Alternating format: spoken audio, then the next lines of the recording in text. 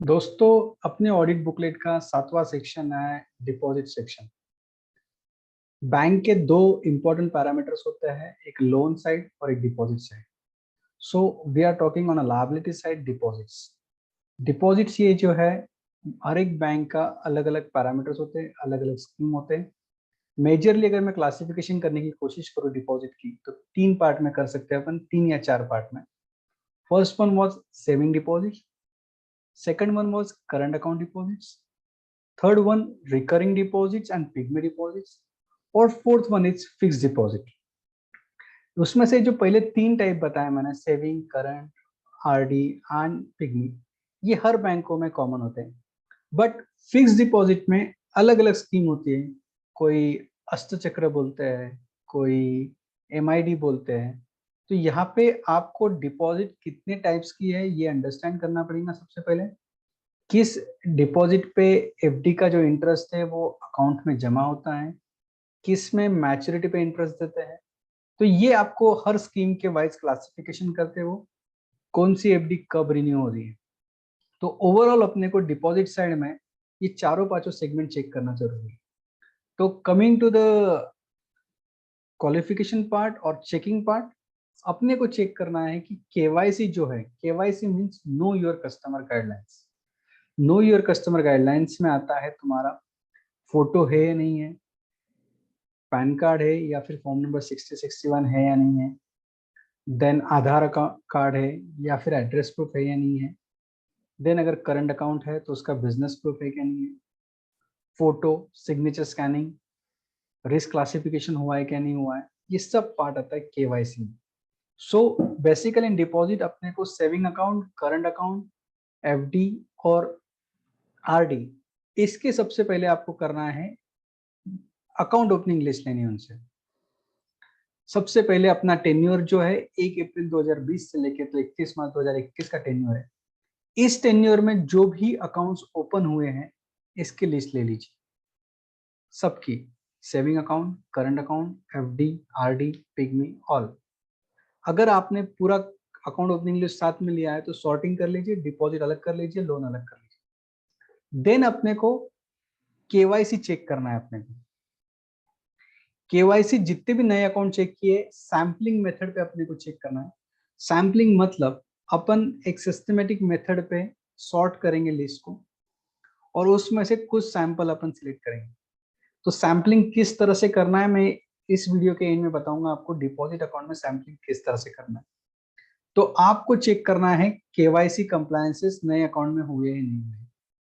Generally अपने को जो केवाईसी कंप्लायंसेस करने हैं उसका जो एनेक्चर रिपोर्टिंग है वो मैंने दिया है एनेक्चर 5 में। तो आपको सेविंग अकाउंट में केवाईसी कंप्लायंस हो रही है नहीं हो रही है वो चेक करना है, करंट अकाउंट में केवाईसी कंप्लायंस हो रही है नहीं हो रही है वो चेक करना है, और जिसी में भी क्यूरीज है और जो कंप्लायंस है वो आपको एनेक्चर 5 में मेंशन करना है। एनेक्चर 5 जो है वो आपको सेविंग करंट के लिए अलग अलग भरना है, but whenever we are reporting in an Excel sheet, it has to be club. Then window dressing. Window dressing मतलब अगर डिपॉजिट में अगर अनयूजुअल मूवमेंट हो रही है और that is intentionally made, then it can be called as window dressing.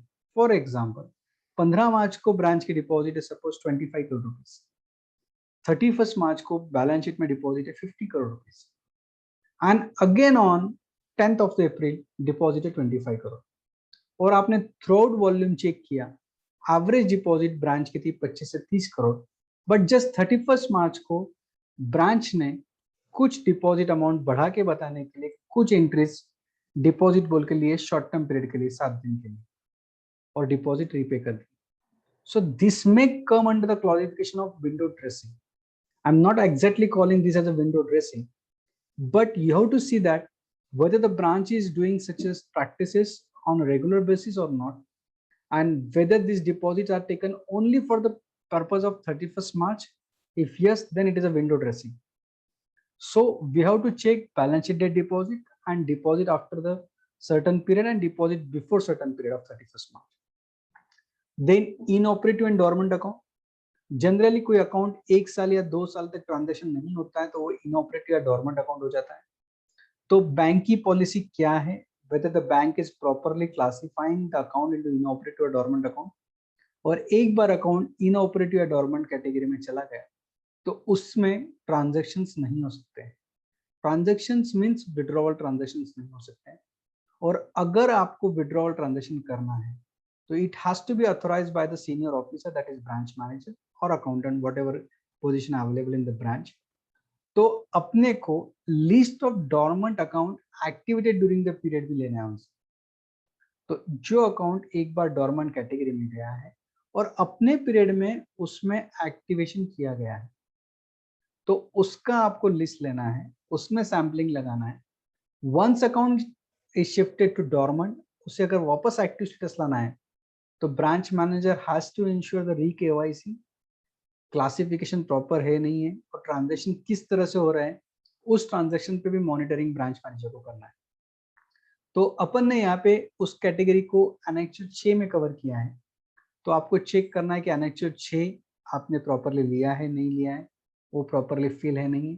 बहुत से बार जो ऑडिट करते वक्त ये जो डोरमेंट अकाउंट एक्टिवेशन हुआ है ये लिस्ट अपन छोड़ देते हैं, तो इस बार वो स्पेसिफिकली अपने को लेना है और उसमें के जो ट्रांजैक्शन है वो मॉनिटर हो रहे नहीं हो रहे वो भी चेक करना है। देन एज वेल एज जैसे अपन अकाउंट ओपनिंग लिस्ट ले रहे हैं उसी तरह से अपने को अकाउंट क्लोज लिस्ट भी लेना है और अकाउंट क्लोजर जो हो रहे हैं वो एज पर सिस्टम हो रहे हैं नहीं हो रहे, उसके जो डॉक्यूमेंट कंप्लायंसेस होने चाहिए वो हो रहे नहीं हो रहे और उसका चेकलिस्ट बना के लेना है अपने को, वो भी अपने को सैंपल इस पे लेना है। देन स्टाफ अकाउंट के कुछ ट्रांजैक्शन अपने को सैंपल बेस पे चेक करना है कि कुछ अनयूजुअल ट्रांजैक्शन स्टाफ अकाउंट्स में हो रहे हैं नहीं हो रहे। देन एफडी में प्रेफरेंशियल इंटरेस्ट रिपोर्ट सिस्टम में से निकालो। अगर ये रिपोर्ट सिस्टम में अवेलेबल है तो वो रिपोर्ट्स निकालिए आप और चेक करिए किसी पर्टिकुलर अकाउंट्स को कुछ प्रेफरेंशियल इंटरेस्ट दे रहे हैं क्या। प्रेफरेंशियल इंटरेस्ट का मतलब होता है अगर आपका नॉर्मल एफडी का रेट 6% है तो कुछ अकाउंट्स को अगर 7% रेट ऑफ इंटरेस्ट लगा रहे तो that is called as a preferential additional benefit given.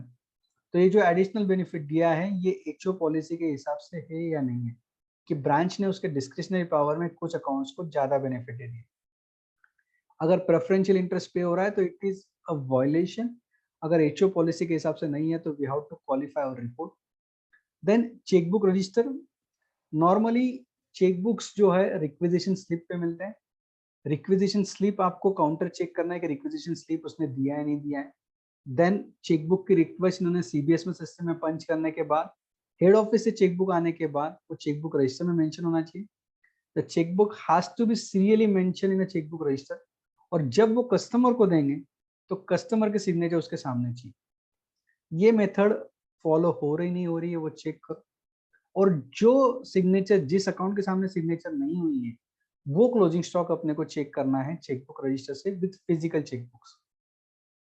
तो चेकबुक रजिस्टर में आपने को चेक करना है कि सिस्टम इज फॉलोड और नॉट फॉलोड और जो बैलेंस चेकबुक पड़े हाथ में और जहां पे सिग्नेचर नहीं है that list should match. Then standing instruction register, standing instruction register generally manually नहीं मेंटेन करते हैं बट सिस्टम में मेंटेन हो रहा है नहीं हो रहा है वो चेक करना है आपको। और स्टैंडिंग इंस्ट्रक्शन अगर फेल हो रही है तो उसके जो चार्जेस लगने चाहिए वो लग रहे हैं नहीं लग रहे। देन 10 साल के ऊपर अगर कोई डिपॉजिट डोरमेंट अकाउंट में है मतलब उसमें कोई ट्रांजेक्शन्स नहीं हो रहे that has to be transfer to DEAF. तो आपको ये चेक करना है कि किसी 10 साल के ऊपर की जो एफडीज अकाउंट्स है या फिर सेविंग अकाउंट है जिसमें कोई ट्रांजेक्शन नहीं है तो वो डिफ को ट्रांसफर हो रहा है कि नहीं। देन ओवरड्यू मैच्योर डिपॉजिट है या नहीं है। ओवरड्यू मैच्योर डिपॉजिट मतलब जिसकी ड्यू डेट खत्म हो चुकी है बट अभी तक रिन्यूअल नहीं हुई है। और अगर ओवरड्यू मैच्योर डिपॉजिट है जनरली अभी ऑटो रिन्यूअल कंसेप्ट आ चुका है। ऑटो रिन्यूअल मतलब जिस दिन मैच्योरिटी होती है उसी दिन वो एफडी पुराना जितना पीरियड था उस पीरियड के लिए ऑटोमेटिकली रिन्यूअल हो जाएंगे। पर अगर कुछ पुरानी एफडीज है तो जो मैच्योर हो चुकी है तो वो बैलेंस शीट में दिख रही है क्या वो चेक करो। अगर दिख रही है तो उस पर इंटरेस्ट का प्रोविजन हो रहा है नहीं हो रहा है। देन सिग्नेचर स्कैनिंग स्टेटस देखना है आपको। ये रिपोर्ट आपको निकालना है सीबीएस से। ये रिपोर्ट सेविंग करंट के लिए अलग अलग निकलेगा तो अपने को दोनों रिपोर्ट अलग अलग से निकालना है, उसको जॉटिंग करके एनएचएस 7 में मेंशन करना है। अगर ये लिस्ट काफी बड़ी अगर है तो we will not giving the complete list in our NHS 7। यहाँ पे फिर उसको अपन शिफ्ट करेंगे टैबुलर फॉर्मेट में कि सेविंग अकाउंट कितनी नंबर ऑफ अकाउंट पेंडिंग है, करंट अकाउंट कितने नंबर ऑफ अकाउंट पेंडिंग है। अगर लिस्ट छोटी है तो एनएचएस 7 में अपन लिस्ट मेंशन करने वाले हैं। अगर लिस्ट काफी बड़ी है तो we will qualify only this point only, saving में इतने अकाउंट में पेंडिंग है, करंट अकाउंट में इतने अकाउंट में पेंडिंग है और कंप्लीट लिस्ट ब्रांच लेवल पे available. So bank should comply with the signature scanning status. Then photos not scan, similarly saving current के लिए अलग अलग करेंगे अपन और उसको मेंशन करेंगे एनेक्चर 8 में। देन रिस्क क्लासिफिकेशन, कोई भी अकाउंट अगर ओपन हो रहा है तो बैंक हैज देयर गाइडलाइन कि उसे रिस्क क्लासिफाई करना जरूरी है। तो रिस्क क्लासिफाई करते वक्त बैंक के कुछ पैरामीटर्स होते हैं कि ये क्राइटेरिया में अगर बैठता है तो वो लो रिस्क में आएगा, then medium, then high risk. तो whether the bank is following risk classification, yes और नो। आरबीआई की कैटेगरी के हिसाब से रिस्क क्लासिफिकेशन करना कंपलसरी है और बैंक ने मंथली रिस्क क्लासिफिकेशन करके वो रिकॉर्ड्स फाइल में लगाना जरूरी है। सो अकाउंट ओपनिंग लिस्ट भी बैंक प्रिंट करके फाइल में लगा रहा है नहीं लगा रहा है वो चेक करो। रिस्क क्लासिफिकेशन प्रॉपर्ली हो रहा है कि नहीं हो रहा है वो भी चेक करो। अकाउंट क्लोजर भी लिस्ट बैंक ने प्रिंट निकाल के फाइल में लगाना चाहिए। और मैं हर जो रिपोर्ट बोल रहा हूँ जो फाइल में लगाना चाहिए वो ड्यूली साइन एंड स्टैम्प होना चाहिए, क्योंकि इंटरनल कंट्रोल अपने को चेक करना है। अपन जाने के बाद हर चीज सीबीएस सिस्टम में अवेलेबल होती है, बट ब्रांच उसका प्रिंट आउट निकाल के फाइलिंग करके उसको क्रॉस चेक कर रहा है नहीं कर रहा है वो चेक करना बहुत जरूरी है। Now coming to the audit sampling, SA 530 में ऑडिट सैम्पलिंग के बारे में बताया है। This is as per the C institute rules. तो अपने को ऑडिट सैंपल सिलेक्ट करना है because we are doing the statutory audit, जहाँ पे 100% चेक करना अपने लिए पॉसिबल नहीं है। तो अपन यहाँ पे सैंपल सिलेक्ट करने वाले हैं। तो सैम्पलिंग मैंने दो क्राइटेरिया में क्लासिफाई किया, एक डिपॉजिट का सैम्पलिंग अलग और एक एडवांसेस का सैम्पलिंग अलग। Now I am talking only about the deposit sampling. तो अकाउंट ओपनिंग जो है, सबसे पहले अकाउंट ओपनिंग में सेविंग अकाउंट जो है उसमें हम चेक करने वाले हैं 30 फॉर्म्स और 10% of the forms whichever is higher. Meaning that अगर उस ब्रांच में 500 अकाउंट अगर खुले होंगे तो हम 50 फॉर्म चेक करेंगे। अगर उस ब्रांच में 200 अकाउंट खुले होंगे तो हम 30 फॉर्म चेक करेंगे। सो हर ब्रांच में मिनिमम सेविंग के 30 फॉर्म चेक करने अपने को और 10% whichever is higher. Current account के लिए मैंने 15 फॉर्म लिए, एफडी के लिए मैंने 5% ऑफ द फॉर्म्स और 50 फॉर्म, यहाँ पे मैंने क्राइटेरिया लगाया which ever is lower.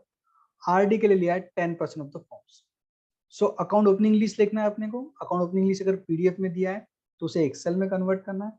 Excel में कन्वर्ट करने के बाद आपको सैम्पलिंग सिलेक्ट करना है, सैम्पलिंग इस क्राइटेरिया पे सिलेक्ट करना है और वो सैम्पलिंग सिलेक्ट करने के बाद वो अपने को एक्सेल में एनेक्चर में भर के वहां पे लेके जाना है और उतने ही फॉर्म चेक करने जो अपने सैम्पलिंग में है।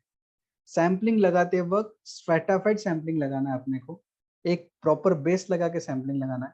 सैम्पलिंग के अलग अलग टाइप है, एक रैंडम सैम्पलिंग है, एक जजमेंट सैम्पलिंग है, एक स्ट्रैटाफाइड सैम्पलिंग। तो we are going for strata plus random, दोनों का मिक्सचर करके अपन सैम्पलिंग करने वाले हैं।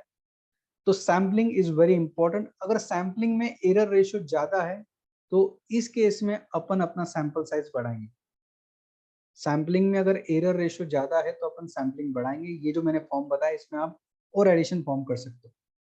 Similarly account closure, account closure में सेविंग के 10% फॉर्म लेंगे अपन या फिर 15 form whichever is lower higher. Current account में 10% का फॉर्म लेंगे या 10 form whichever is higher. FD में 10% ऑफ द फॉर्म्स और 20 form whichever is higher.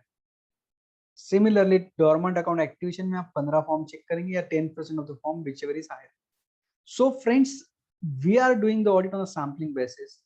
तो सैम्पलिंग बेस करने का एक लॉजिक इस तरह से भी है कि 100% फॉर्म चेक करने में we are not going in detail, so we will go on a sample basis.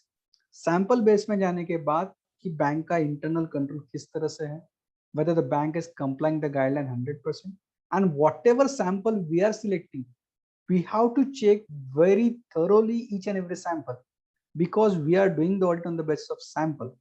और सैंपल में अगर एरर रेशियो ज्यादा आता है तो we have to increase the sample and we have to adversely comment because in a sample if the ratio is higher then there is a high probability that there is no internal control. So friends, my suggestion to all of you that we are going on a sampling basis, so sample should be selected very properly and the audit should be done very thoroughly for each and every sample. We should carry the compliance list as well as the query sheet. Thank you friends, this is all about deposit section.